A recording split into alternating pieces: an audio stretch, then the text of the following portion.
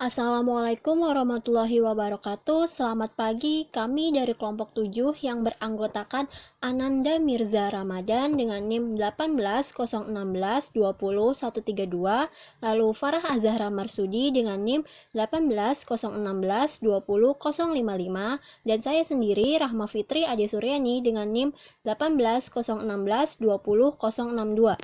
Pada hari ini, kelompok kami akan membahas materi bab 9 yang berjudul proposisi.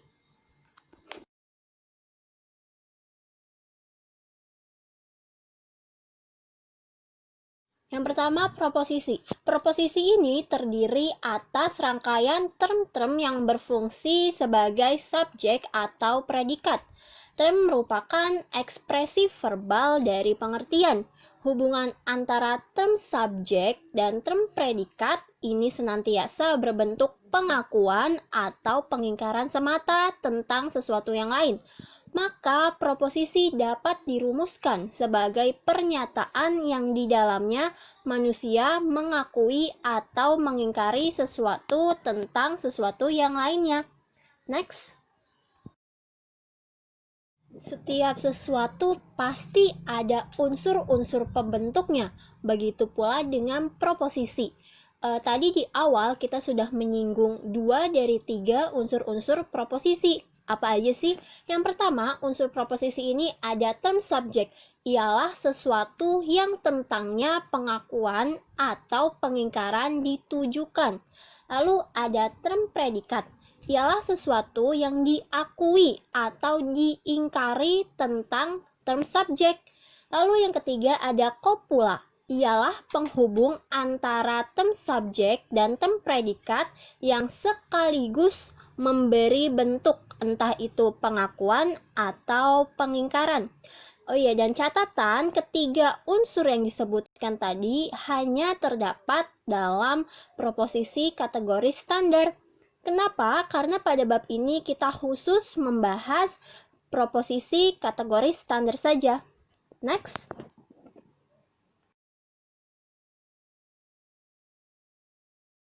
Sebenarnya apa itu proposisi kategori standar?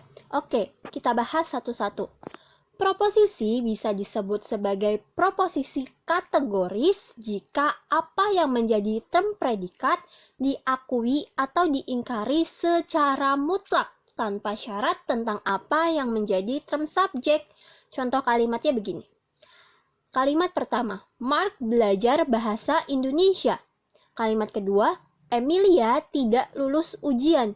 Kenapa kalimat-kalimat tersebut termasuk proposisi kategoris?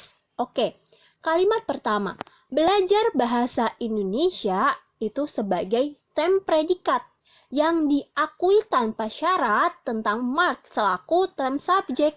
Artinya, Mark mengakui secara mutlak kalau dirinya belajar bahasa Indonesia.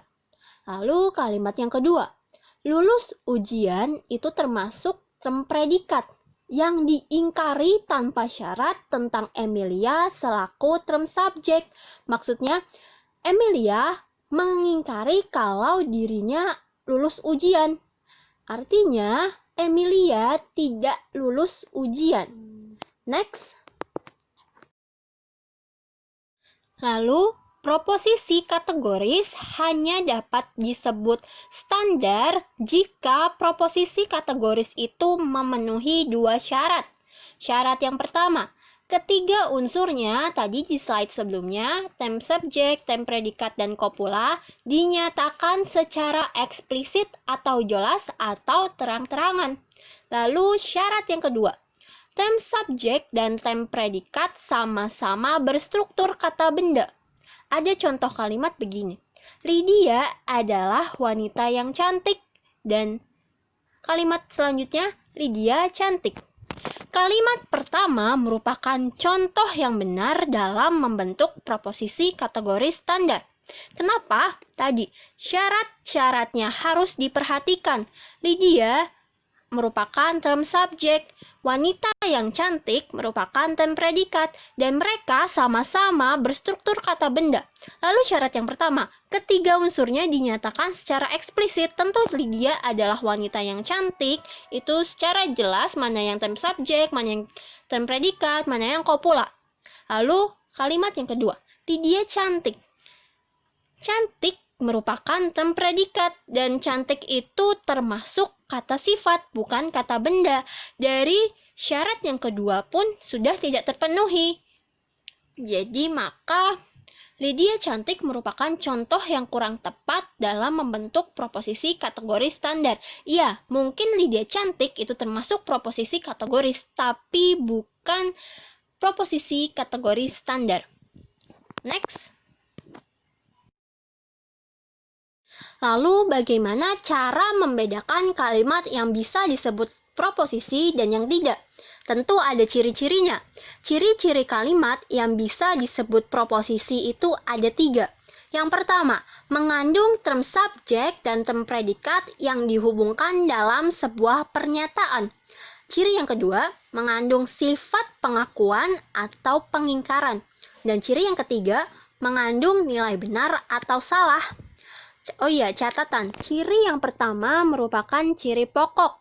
Jika sebuah kalimat sudah memenuhi ciri pertama, maka secara otomatis juga akan memenuhi kedua ciri berikutnya.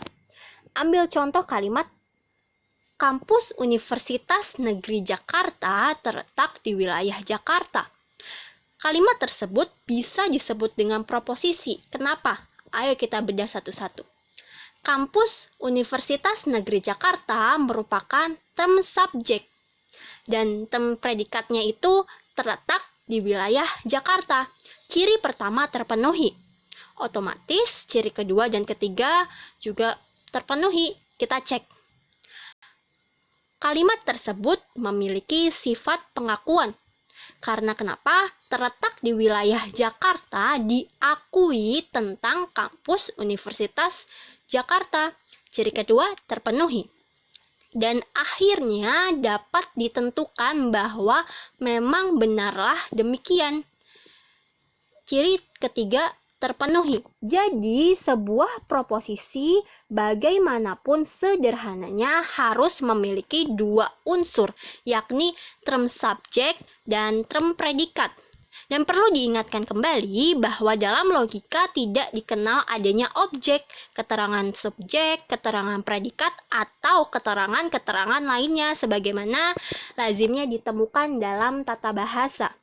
Next. Pembahasan selanjutnya yaitu klasifikasi proposisi kategoris. Yang pertama, kuantitas proposisi.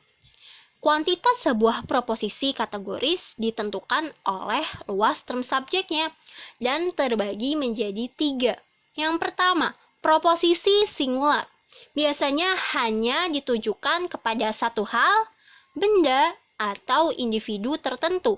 Contoh kalimatnya, gedung baru itu berlantai 12.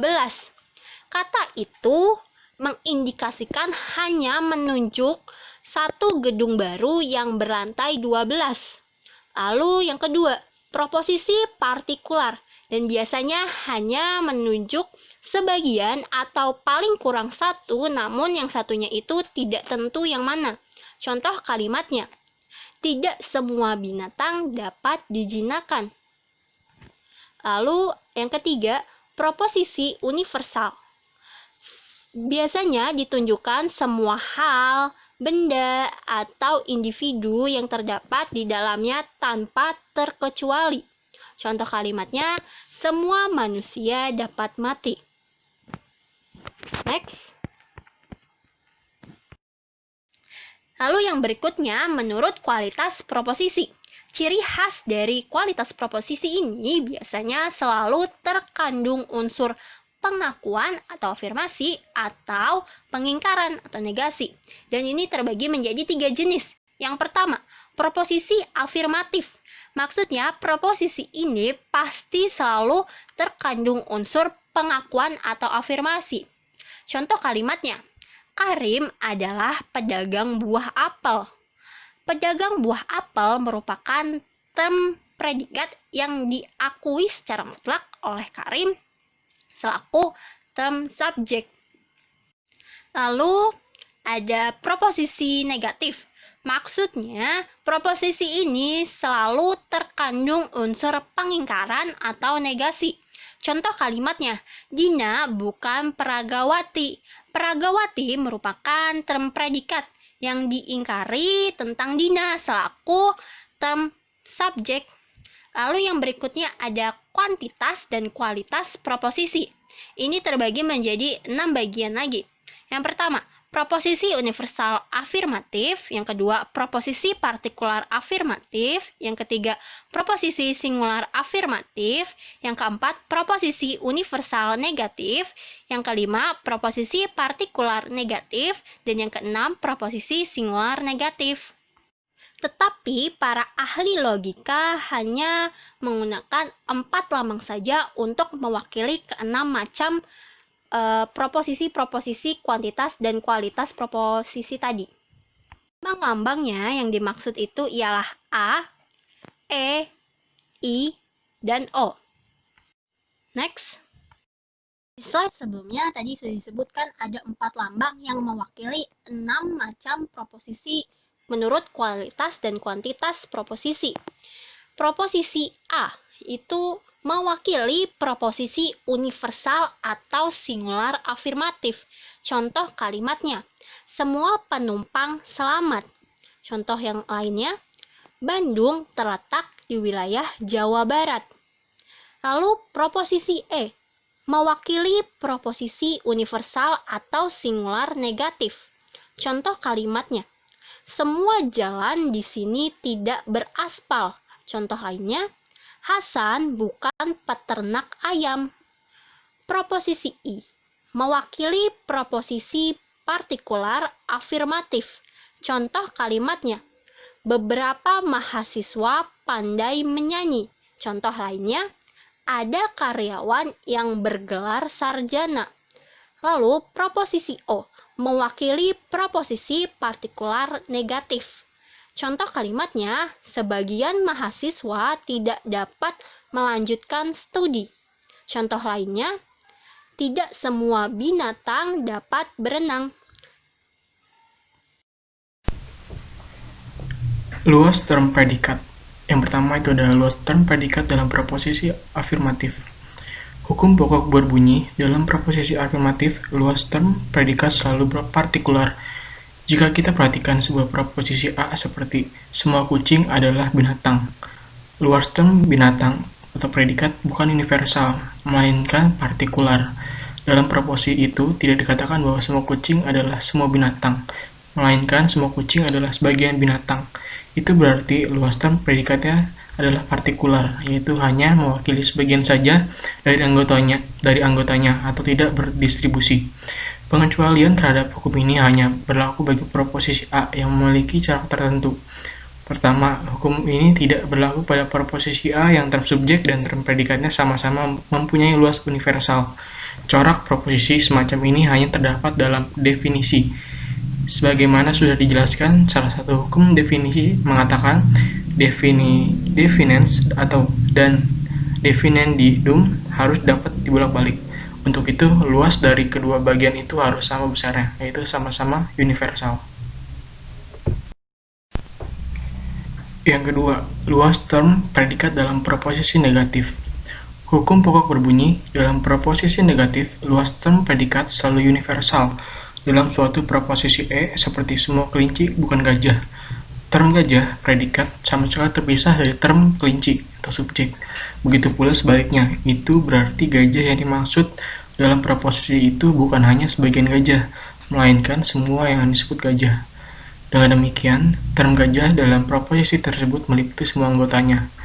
Satu-satunya pengecualian terhadap hukum ini terdapat pada proposisi E yang luas term subjek beserta predikatnya sama-sama singular.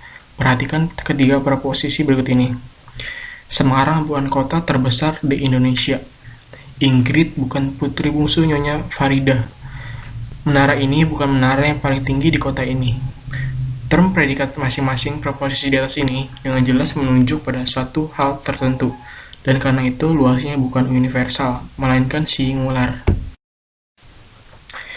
Penyimpulan deduktif dan silogisme. Apa itu penyimpulan deduktif dan silogisme? Sebagaimana telah dikemukakan, deduksi adalah proses pemikiran yang dengan berpijak pada pengetahuan yang lebih umum dan yang membuahkan kesimpulan yang lebih khusus. Dalam penyimpulan atau penalaran deduktif itu, meskipun kesimpulan yang diturunkan merupakan sesuatu yang baru, namun pada hakikatnya kesimpulan tersebut sudah tersirat dalam premis-premisnya. Ditinjau dari segi cara menurunkan kesimpulan, penyimpulan atau penalaran itu dapat dibedakan atas dua macam, yaitu penyimpulan langsung dan penyimpulan tidak langsung. Penyimpulan langsung adalah penalaran yang hanya bertolak dari sebuah premis dan atas dasar itu langsung menurunkan kesimpulan. Sebaliknya, sebuah penalaran disebut penyimpulan tidak langsung jika proses penalaran itu bergerak dalam proposisi pertama atau premis mayor dan dengan melalui proses kedua atau premis minor menghasilkan kesimpulan.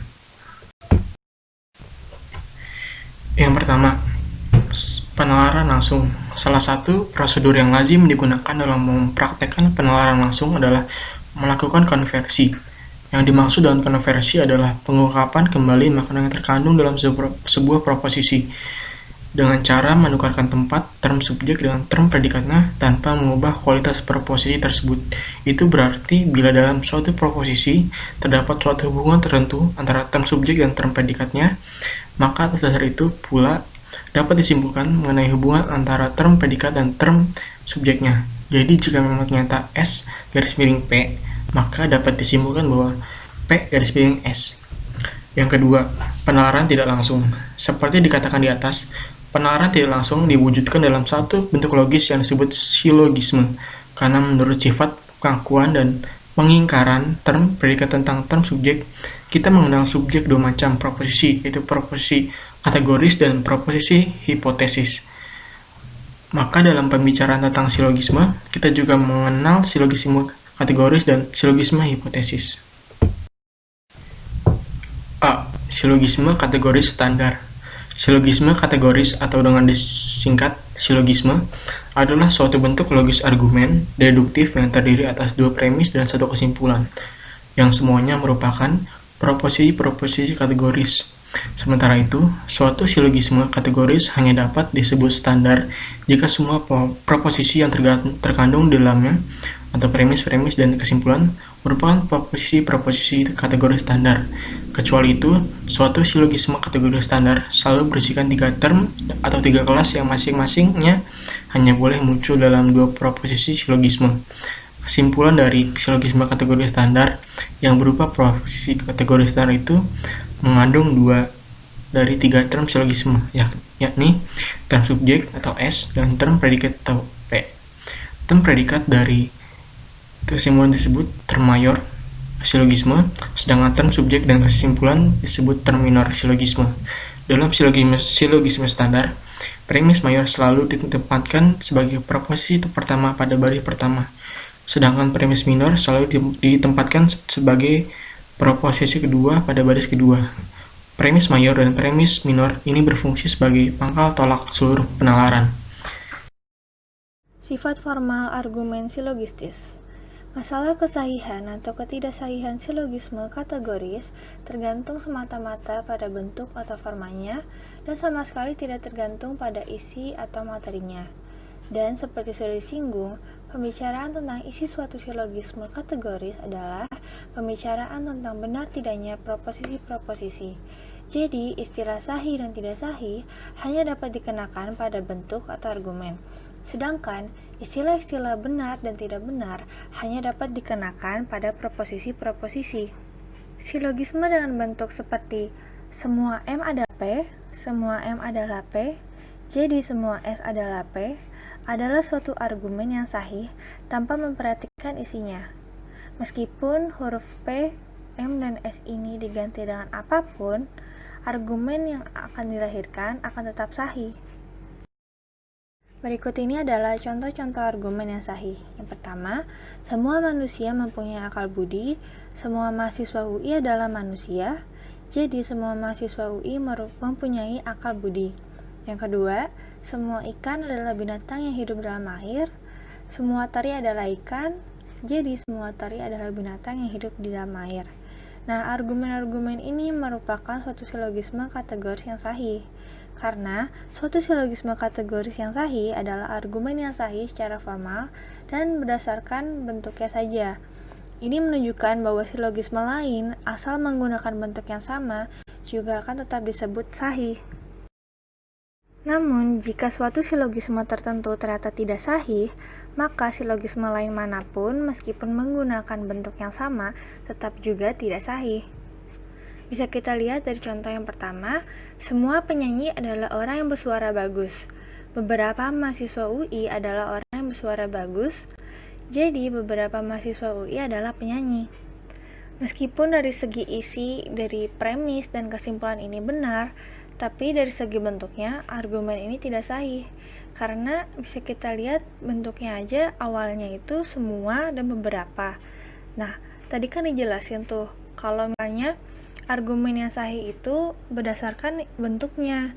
Jadi karena ini bentuknya berbeda, jadi ini dikelompokkan argumen yang tidak sahih. Nah, bisa kita lihat lagi di contoh yang kedua, semua kelinci adalah binatang berkaki 4. Semua kuda adalah binatang berkaki 4, jadi semua kuda adalah kelinci. Meskipun dari segi isi, dari segi premisnya ini benar, dan dari segi bentuknya benar, tapi kesimpulannya ini salah, karena benar-benar gak masuk akal. Jadinya argumen ini masuknya argumen yang tidak sahih deh. Hukum silogisme kategoris. Untuk membangun suatu bentuk argumen silogistik yang sungguh-sungguh logis, kita harus mematuhi kaidah-kaidah penyimpulan yang semuanya berjumlah 8 hukum. Dari ke-8 hukum ini, 4 diantaranya tentang term dan 4 lainnya tentang preposisi. Hayon 2005, 140-149. Silogis hipotetis. Silogis hipotetis adalah model argumentasi yang premis mayornya berupa sebuah proposisi kondisional. Premis mayor ini terdiri atas 2 bagian. Bagian pertama mengandung syarat atau sebab yang dimulai dengan jika, lazimnya disebut antecedents. Dan bagian kedua mengandung apa yang disyaratkan atau akibat yang dimulai dengan maka, lazimnya disebut consequence. Dalam logika, premis mayor dari argumentasi ini biasanya tersusun dalam 4 pola, yakni 1. Jika A, maka B. 2. Jika A, maka bukan B. 3. Jika bukan A, maka B. 4. Jika bukan A, maka bukan B. Argumentasi kondisional dengan premis mayor yang tersusun dalam 4 pola ini dikenal dengan 2 jenis, yaitu argumentasi kondisional dalam arti luas dan argumentasi kondisional dalam arti yang sempit. Yang pertama, silogisme kondisional dalam arti luas. Nah, jenis argumentasi ini secara keseluruhan punya 4 bentuk. Namun, ada 2 yang bentuknya sahih, sedangkan 2 lainnya bentuknya tidak sahih. Yang bentuk sahih. Yang pertama ada modus ponens.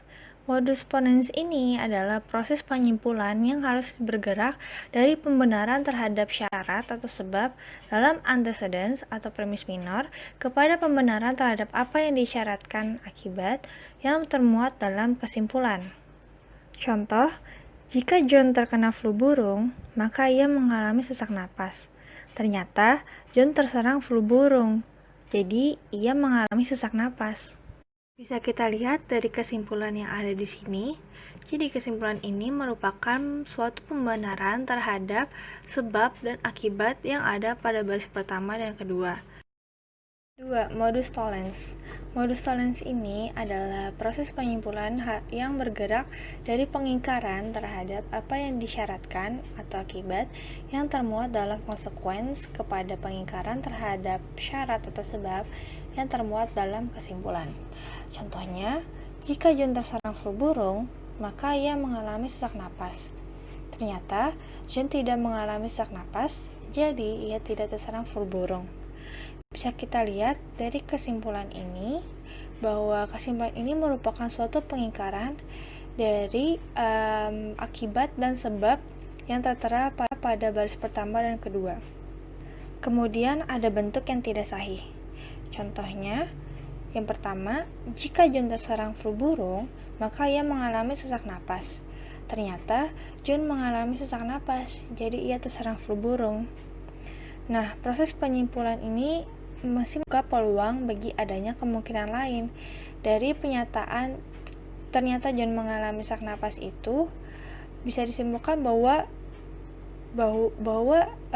bentuk ini tuh merupakan bentuk yang tidak sahih, karena dari pernyataan yang tadi itu tidak bisa kita langsung simpulkan bahwa yaitu terkena flu burung. Bisa aja dia sesak napas karena memang dia mempunyai asma atau apa gitu.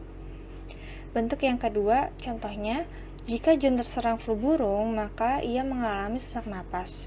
Ternyata John tidak terserang flu burung, jadi ia tidak mengalami sesak napas.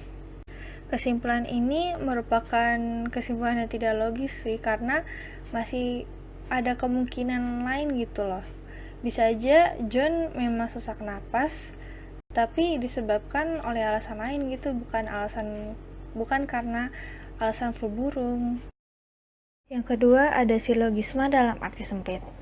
Silogisme dalam arti sempit ini memiliki 4 bentuk, yang dimana 4-4-nya itu semuanya sahih.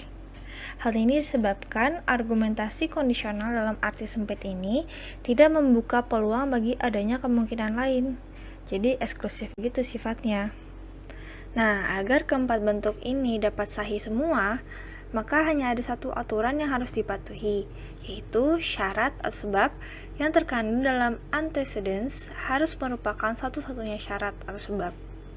Nah, maka dari itu, frase jika, maka harus diubah menjadi jika dan hanya jika, maka, agar bisa menjadi argumentasi kondisional yang sahih.